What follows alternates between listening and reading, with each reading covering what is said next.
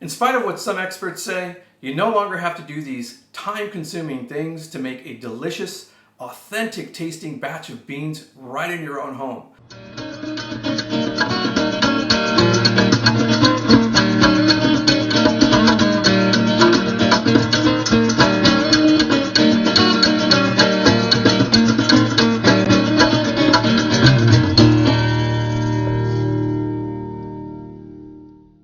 Hi, welcome to Cooking with Steve G, and today there will be no sorting, no soaking, and no simmering for 6 or more hours to make a delicious batch of beans that tastes like your abuela made them all day and all night.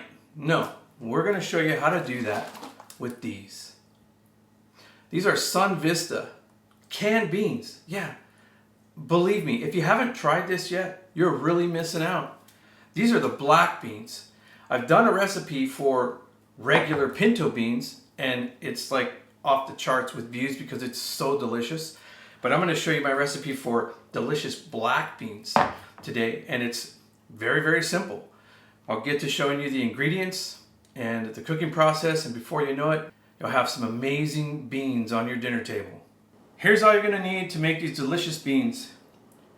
2 cans of 40-ounce Sun Vista Black Beans. Any brand will do. There's Goya, there's El Mexicano, there's Juanitos, there's all kinds of brands, but I've always had the best luck with Sun Vista. They're absolutely amazing. They taste the most homemade out of all the other brands that I've had. You're going to need, yes, a half a cup of either, I recommend bacon fat for this recipe. This recipe calls for bacon fat, yes, and it looks like a lot of it, but trust me, this is how they make beans. That's where the flavor comes from. If you just use manteca, they're going to taste different. You can use olive oil if you want, or vegetable oil, whatever, some kind of fat. But today this recipe calls for a half a cup of bacon grease. This is 2 tablespoons of salted butter, a half of a brown onion, 3 cloves of garlic, 2 jalapeños. You'll need one of these. The Latinos call them bean mashers. Believe me, I've had it out with people before who made fun of me for calling this a bean masher, but they failed to look at my last name. It's Guerrero. And we're going to use a Japanese knife just to throw a little culture in the mix to chop our vegetables. This is straight from Japan. This is brought to you by my sister-in-law, Cynthia Hernandez. Thank you, sis. Let's get chopping. When chopping garlic, I recommend you do it on a plastic cutting board because this washes off the smell better than any other surface. If you chop and mash garlic on wood, it leaves the smell. So just a little recommendation there. So the way we chop our garlic is we take off this little nub, that little kind of the stem part there. Get rid of that on all these, just like so. Last one. That aside. And then this is why I love these knives so much, because they smash garlic really well. You're just going to smash it down like that. Next, you're going to check to see if you've got a root growing in there, because I'm the garlic police. These are bitter, and if there's a sprout, you need to take it out. Just remember that. Sprout, take it out. Try to get the whole sprout part too. That can be bitter. Do the same thing to the next one. Smash it down good. Last one. That's good. All right, so what we're going to do is we're just going to chop this.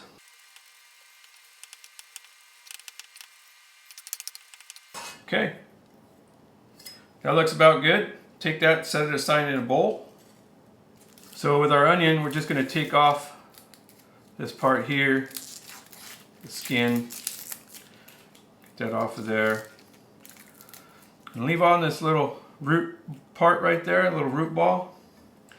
We're going to go ahead and cut off this end like that, like so, and then we're just going to cut down like so, and then we're just going to finely chop down. It's a nice enough dice. Next we're going to get our jalapeños finely diced. We'll just take off the ends like so. I want to cut it right down the center. And you're going to take a small spoon and just kind of dig in there. And unless you like it super hot, you can leave this in. All the seeds and everything and all these veins, that's where all the capsaicin's at that makes these chilies hot. So I'm not going to leave them all in. I think I'm going to take all the seeds out. First of all, get rid of those seeds. And once you do that to all the chilies, I'll show you how to get them diced up. Now we're going to take our cut up jalapeños and we're going to sliver them, just nice little slivers like so. You can see I left some of those veins in there, so we do get some of the heat, just not all those seeds. So once you get it cut into strips like that, and you're just going to run a fine dice down by them like that. Okay, we're going to do that with the rest of our chilies.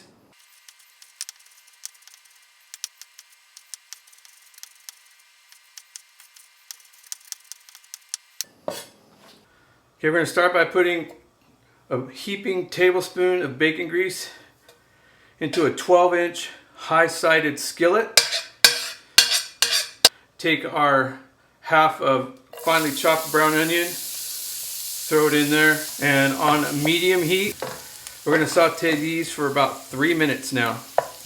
With 2 minutes left for the sauteing of the onions, we're going to add our jalapeno and cook for the remaining minute.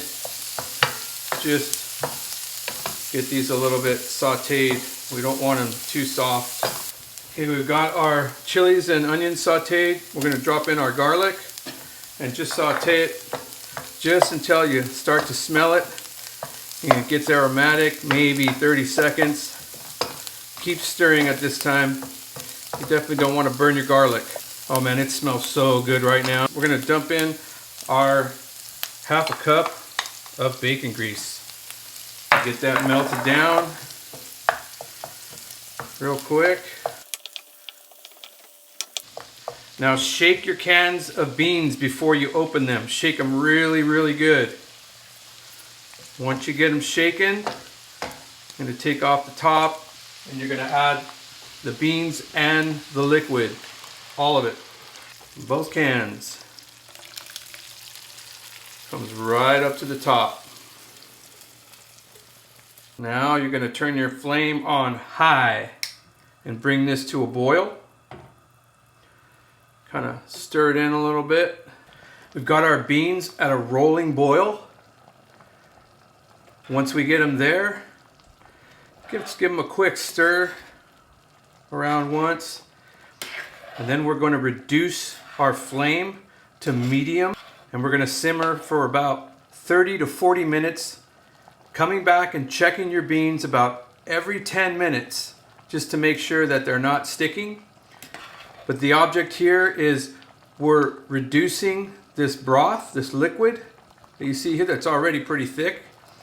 But we're going to reduce and reduce and reduce while continuing to cook the beans and soften them up even more so they're even more delicate and tender and they mash better, because we're going to make refried beans out of these. So we're about 30 minutes in to our simmer and you can see how this has changed. You can see that it's come down from, it was up here at the top and it's reduced down, but you can also see how thick our juice is getting, right? So at this point, after about 30 minutes of simmering, if you wanted to serve these like this, just like de la olla beans, like soup beans, believe me, there's nothing better. And you could add, you know, a little cheese to the top, some green onion, garnishes or whatever. But yeah, this is like literally a meal, a bowl of these right here. But we're gonna reduce it down for about another 10 minutes. And then we're gonna go ahead and mash them and show you what great, beautiful refried beans these make for side dishes or burritos or however you want to eat them. But yeah, we're going to keep on going. We're going to reduce this a little bit more, and then I'll come back and show you how to get them mashed.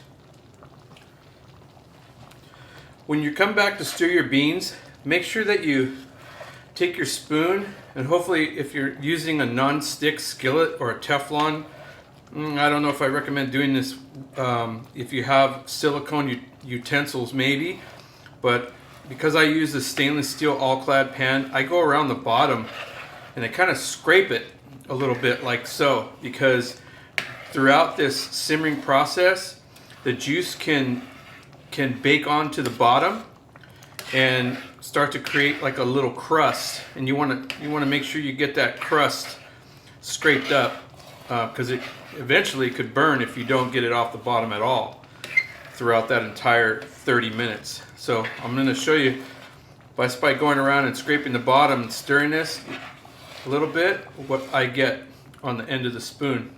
See that? That's been scraped off the bottom. Yeah, we're almost there.